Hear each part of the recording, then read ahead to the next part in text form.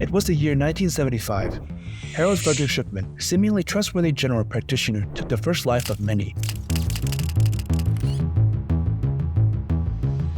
when he injected Eva Lyons, a cancer patient, with a lethal dose of painkiller.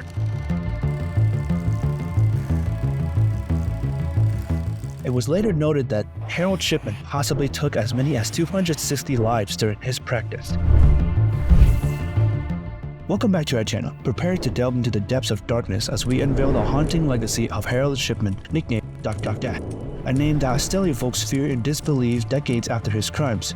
Join me as we peel back the layers of deceit and explore the twisted mind of a man who shattered the trust of an entire community, from the tranquil facade of a small-town doctor to the chilling revelation of a serial killer. Shipman's story is a cautionary tale of the sinister forces that lurk beneath the surface of everyday life. Brace yourself for a chilling exploration of betrayal, manipulation, and the terrifying realization that evil can wear the mask of a healer.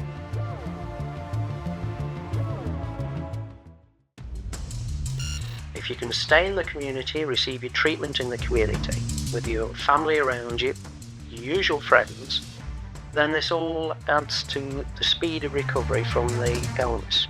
Come and stand where it's convenient for you. Sorry, Doctor. I'll come and stand where you'd like me to. All right, sorry, good of you. I don't know. Possible for you to ditch the group. Sorry. Right, I was starting. Would it be possible for you to just sort of come and get something out of your car and then go back in? I've been advised to stand and then you take a photograph and then go in there. And I'm sure you've had enough time to take a decent photograph. Is it possible for you just to say anything that's back into surgery to do my surgery? But you have said you have nothing to hide, sir. Welcome to a chilling exploration of the life and crimes of Harold Frederick Shipman, a man whose name has become synonymous with terror and betrayal. Born January 14, 1946, Nottingham, England, Shipman's early years seemed to portray a future of promise and possibility. Raised in a working-class family with devout Methodist values, he excelled in both academics and athletics, showcasing a talent and ambition that hinted at a bright future. However, beneath this veneer of normalcy lurked a darkness that would ultimately consume him and countless others. Frederick Shipman's early years unfolded against the backdrop of the Bestwood estate in Nottingham, England, seemingly ordinary yet harboring seeds of darkness that would later bloom into a harrowing tale of horror. Born into a working-class family, Shipman was the second of 3 children, his father a lorry driver and his mother a devout Methodist. Despite the humble beginning, Shipman's childhood showed promise. However, tragedy cast its shadow over Shipman's formative years when he was struck with the cruel reality of his mother's battle with lung cancer. The agony and suffering he witnessed during her illness left a permanent mark on his psyche, planting seeds of resentment and despair that would ultimately manifest in unimaginable ways. Little did anyone know that this experience would serve as a precursor to the methodical cruelty Shipman would later unleash upon unsuspecting victims. Despite the trauma of his mother's illness and eventual passing, Shipman's ambition remained strong. Fueled by a desire to heal and perhaps influenced by the morphine administered to ease his mother's pain, Shipman pursued a career in medicine with unwavering determination.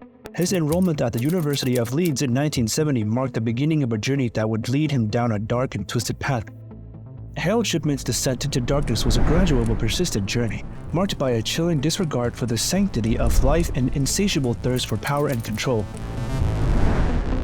His career as a general practitioner began innocently enough, with the facade of a compassionate healer concealing the sinister depths of his true nature. However, beneath this veneer of respectability lurked a malevolent force, growing until it could unleash its deadly grip on unsuspecting victims. In 1975, the first cracks of Shipman's carefully constructed facade emerged when he was caught forging prescriptions for his own use, a mere glimpse into the abyss of his depravity. Despite facing consequences for his actions, Shipman's thirst for dominance remained unquenched, driving him further down the path of corruption and moral decay. With each passing day, his grip on reality weakened and his descent into darkness accelerated. His move to Hyde, Greater Manchester, marked the beginning of his carnage, a reign built upon the broken bodies and shattered trust of the most vulnerable members of society.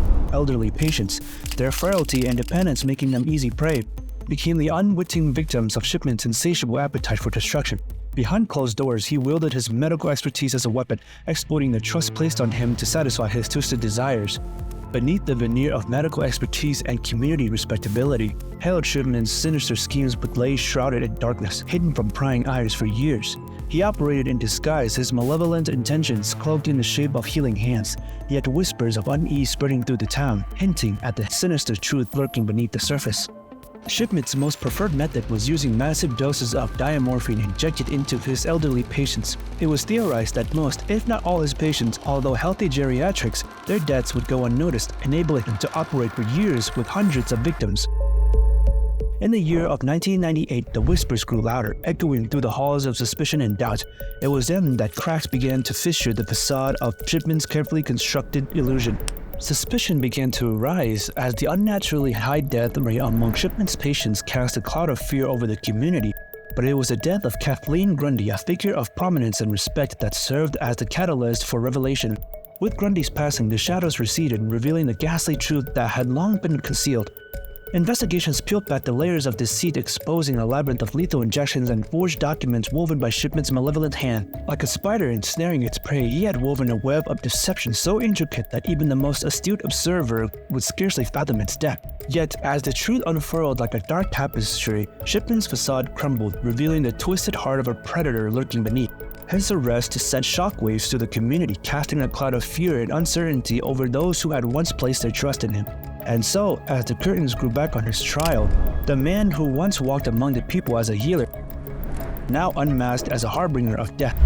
On the fateful day of January 31st, 2000, Harold Shipman stood as a spirit of malevolence, his presence a chilling reminder of the darkness that lurks within the human soul, charged with the murders of 15 innocent souls, a mere fraction of the counted lives he has taken. Shipman faced the wrath of a nation clamoring for retribution. As the evidence unfurled like tendrils of shadow, the true extent of his depravity emerged from the depths of darkness, casting a shroud of terror over the courtroom. The jury deliberated, their verdict a condemnation of Shipman's heinous crimes that echoed with the collective outrage of a nation betrayed. Life imprisonment awaited the man who had wielded the cloak of healing as a weapon of destruction. For Shipman, the trial was but a fleeting moment in the face of history, a mere footnote in the archives of his sinister legacy. Behind his impassive facade lurked the enigma of a man unfazed by remorse or regret, a phantom drifting through the corridors of his own twisted psyche. Despite the weight of condemnation that hung heavy upon him, Shipman remained an unscrutable figure, a shadowy presence haunting the nightmares of those who dared to glimpse into the abyss. And so, as the echoes of the verdict faded, Shipman retreated into the darkness from whence he came. Shipman did not fully serve his sentence, as he was found dead hanging in his cell at the HM Prison Wakefield, West Yorkshire, on January 13, 2004 at age 57, leaving behind a trail of unanswered questions and shattered lives in his wake. The curtain had fallen on his reign of terror, but the ominous specter of his legacy lingered on, casting a chill over the souls of those who dared to remember. 2004 witnessed the culmination of Harold Shipman's reign of terror, a final chapter stained with the blood of countless innocent souls and edged with the betrayal of trust. With his death, the physical embodiment of evil was extinguished, but the scars he left behind continued to fester, lasting wounds that refused to heal. In the records of history, Shipman's legacy looms like a shadow cast by a dying flame, a chilling reminder of the fragility of trust and the depths of human depravity. His name, whispered in the hushed tones, conjures images of suffering and despair, a haunting specter that refuses to be exorcised from the collective consciousness. The Shipman Inquiry, a beacon of hope in the sea of darkness, laid bare the systemic failures that allowed such atrocities to occur unchecked. Reforms were enacted, safeguards put into place, yet the story of Dr. Death lingers, an ever-present reminder of the darkness that dwells within us all. As we reflect on the sinister legacy of Harold Shipman, let us not forget the lives he claimed and the wounds he inflicted upon an unsuspecting world. May his story serve as a solemn reminder of the dangers that lurk in the shadows and the importance of remaining vigilant in the face of evil. If you would like to learn more about an in-depth story of Harold Frederick Shipman and his deeds, take a look at the link in the description below. The book is free upon signing up for a free trial. Just use the link in the description. Join me next time as we delve further into the next shadowy figure that haunted the late 1800s America, a con artist deemed America's first serial killer. Until then, stay safe and never forget the lessons of the past. Thanks for tuning in. This is Quandrix. Till next time.